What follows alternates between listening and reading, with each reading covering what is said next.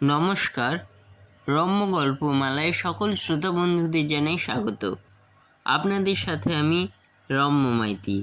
আজ শোনাতে চলেছি সাহিত্যিক মঞ্জিল সেনের লেখা ভৌতিক গল্প মামা বাবুর মাছ ধরা। অঙ্কনে প্রদীপ দাস, গল্প পাঠে আমি রম্য মাইতি। আজকের গল্প মামা বাবুর মাছ ধরা।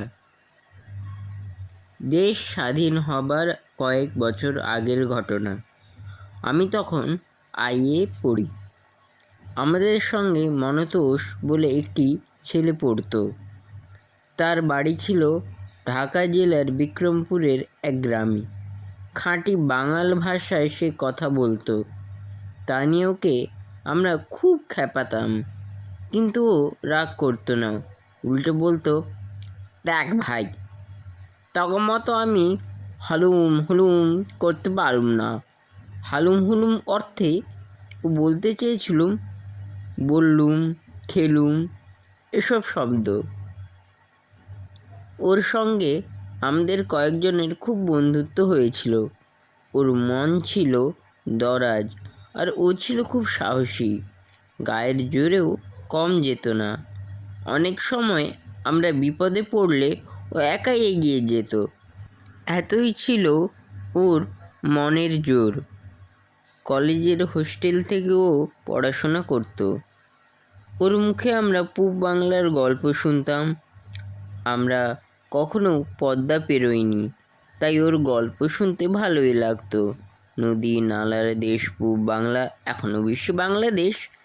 ওর মুখে শুনেছি বর্ষাকালে নদীর জল আর পুকুরের জল একাকার হয়ে যেত, আর মাছে ভরে উঠত সব পুকুর। শুধু মাছ নয়, কাছিমও বানের জলে বাড়ির উঠোনে ভেসে আসতো, আর পুকুরও ছিল অনেক। মনতোষ ছিল ব্রাহ্মণ। মাছ মাংস খেত, তবে মুরগির মাংস নয়। অনেক চেষ্টা করেও আমরা ওকে ওর সংকল্প থেকে টলাতে পারিনি। যখন ছুটিতে বাড়ি যেত, ও আমাদের জন্য বাড়ির তৈরি নানা রকম নারকেলের খাবার নিয়ে আসতো। সাদা গোল গোল পাতলা একটা খাবার আনতো। নাম বলেছিল গঙ্গাজলি। মুখে দিলেই গলে যেত। আর কি স্বাদ! আরেকটা খাবার ছিল চিড়া জিরা, নারকেল কুচিয়েই তৈরি, সরু কাঠির মতো। দারুণ লাগতো খেতে। ওর মুখে শুনেছি মাছ ধরা ছিল ওর একটা নেশা। ওদের গ্রামে কয়েকটা পুকুর ছিল, অঢেল মাছ, যে কেউ ছিপ নিয়ে বসে পড়তে পারত। পুকুরের মালিক কিছু বলতেন না, শুধু জাল দিয়ে মাছ না ধরলেই হলো। একবার ও নাকি একটা পুকুর থেকে 1 ঘন্টায় 10টা মৃগেল মাছ ধরেছিল। ওর এক বন্ধু ধরেছিল আরও বেশি। ওর মুখে আরও শুনেছি শোল মাছের বাচ্চারা চারা অবস্থায় মার পেছন পেছনে সার দিয়ে বেঁধে যায়। গুণে তাদের শেষ করা যায় না। কচি কচি লাল বাচ্চা, জলটাও যেন লালচে হয়ে যায়। বড়শি ছাড়াই ছিপের সুতোতে কেঁচো বেঁধে ওদের মধ্যে ফেললে ওরা কেঁচোটাকে কামড়ে ধরে, আর টান মারলেই উঠে আসে। টপাটপ ধরা যায়। জলের একটু তলা দিয়ে মায়ের সঙ্গে বাচ্চাগুলো যায়, তাই স্পষ্ট দেখা যায়। তাছাড়া বর্ষাকালে পুকুরের জল যখন ভরাট হয়ে যায়, তখন বড় বড় কই মাছ ডাঙায় উঠে আসে। খপ খপ করে তাদের ধরে ফেললেই হলো। কই মাছ নাকি বর্ষাকালে নারকেল গাছের মাথায় উঠে যায়, কানকোয়ারে লেজে ভর দিয়ে বিছের মতো গাছ বেয়ে ওঠে। আমরা ওর কথায় বিশ্বাস করিনি, কিন্তু ও বলেছিল এ কথা সত্যি। এই মাছ ধরা নিয়েই মনতোষ আমাদের এক অবিশ্বাস্য কাহিনী শুনিয়েছিল। ওদের গ্রামের কয়েকটা গ্রামের পরেই হলো ওর মামা বাড়ি। ওর দাদু দিদিমা আগেই মারা গিয়েছিলেন। 2 মামা। বড় মামা থাকেন ঢাকা শহরে, সেখানে ওকালতি করেন। মাঝে মধ্যে গ্রামের বাড়িতে আসেন।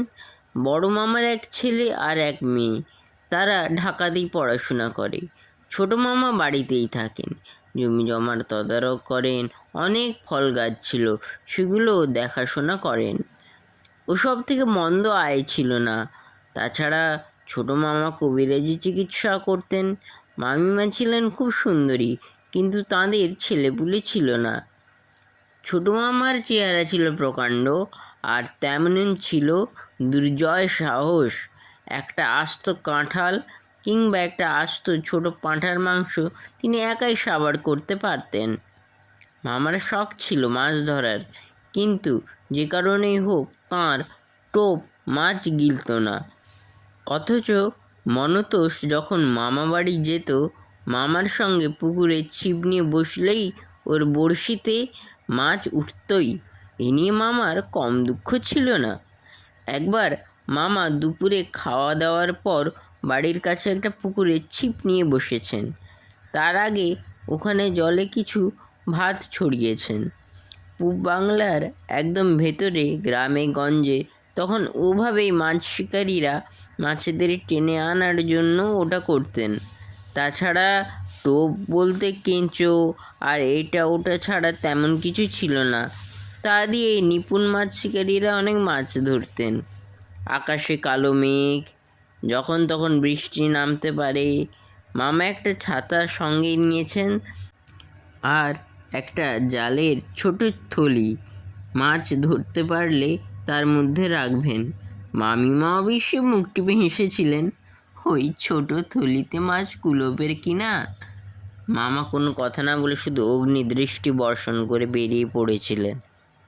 দুপুর গড়িয়ে বিকেল হলো, তবু মামার ফাতনা নড়ে না। একটু আধটু যা নড়ে সবটুকু ডোবে না। তার অর্থ চালাক মাছ পুরোটা গিলছে না, খাবারের ঠোকর দিয়ে যাচ্ছে। পুরোটা গিললেই বড়শি মুখের ভিতর গেঁথে যাবে। তখন মাছ ছুটবে জলের তলা দিয়ে, ফাতনা ডুবে ছিপে টান পড়বে। শিকারি বুঝবে মাছ বড়শিতে গেঁথেছে, তখন সুতো ছিঁড়ে মাছকে খেলিয়ে ডাঙায় তোলো।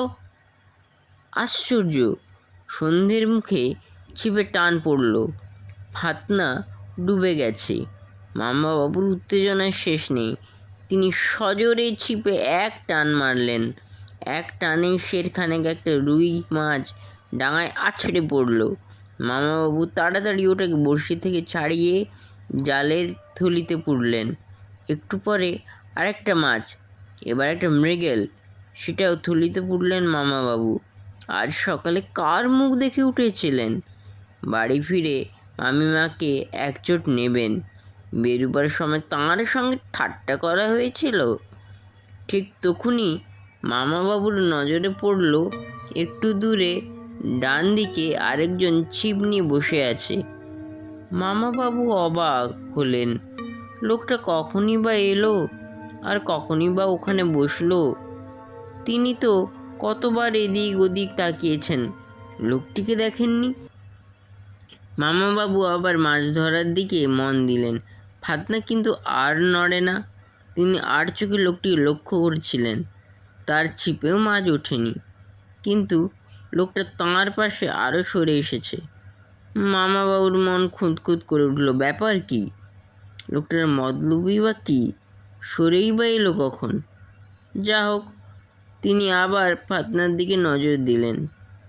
কয়েক মিনিট কেটে গেল। কিসের এক অনুভূতিতে তিনি ডান দিকে তাকে চমকে উঠেছিলেন।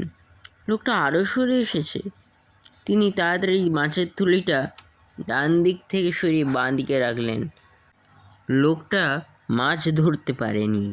এখন তাঁর মাছের থলিটা নিয়ে সরে পড়বার মতলব করছে নাকি? কিন্তু অবাক কাণ্ড, লোকটা আরও সরে এসেছে। দুজনের মধ্যে তফাৎ এখন মাত্র কয়েক হাত। মামাবাবুর খুব রাগ হলো। তিনি বাঁ হাতের মাছের থলিটা বাগিয়ে ধরে উঠে দাঁড়ালেন। তারপর ডান হাতে ছিপটা তুলে বললেন, আমার গায়ের উপর আস্থা ছসকান, সইরে যা, নইলে এই ছিপ দিয়া পিটামু তোরে। লোকটা তাঁর কথা গ্রাহ্যই করল না। মামাবাবুর মাথায় যেন রক্ত চড়ে গেল। তিনি আর কথা না বাড়িয়ে ছিপটা দিয়ে সপাং করে লোকটাকে মারলেন। আশ্চর্য! ছিপটা যেন তার শরীরের ভেতর দিয়ে চলে গেল, কিছুই স্পর্শ করল না। লোকটা উঠে দাঁড়িয়েছে। সে হি হি হি করে হেসে উঠল।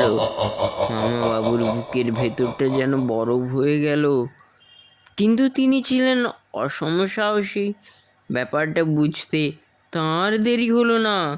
এই ভর সন্ধ্যেয় তিনি এক মেছো ভূতের পাল্লায় পড়েছেন। মামাবাবুর গায়ে ছিল ফতুয়া। তখন গাঁয়ের মানুষরা তো আর গেঁজি গায়ে দিত না, ফতুয়ারই চল ছিল। বাড়ির মেয়েরাই তা হাতে বানাতো। মামাবাবু ছিপটা মাটিতে রেখে ফতুয়ার ভেতরে হাত ঢুকিয়ে পৈতেটা বের করলেন। তারপর সেটা ডান হাতের আঙুলে জড়িয়ে হাতটা এগিয়ে ধরে বললেন, আমি শুদ্ধাচারী ব্রাহ্মণ, গায়ত্রী জপ না কইরা অন্ন গ্রহণ করি না, তরে আমি ভস্য করিয়া ফেলুম। সে এক অদ্ভুত দৃশ্য। মামাবাবু ওই অবস্থায় এক পা এগোন আর ভূত এক পা পিছয়। পৈতেটা সে যেন সহ্য করতে পারছে না। মামাবাবু হুঙ্কার দিয়ে বললেন, এখনও আমি রাম নাম লই নাই, মন্ত্র উচ্চারণ করি নাই। যদি ভালোয় ভালোয় না যাস তবে তাই করতে হইব আমারে।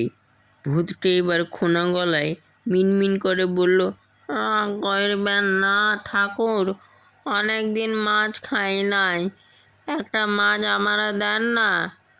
মইরা ভূত হইছস, তবু মাছের লোভ গেল না। চইলা যা, নইলে তরে আমি মন্ত্র পইড়া বন্ধা ফেলামু।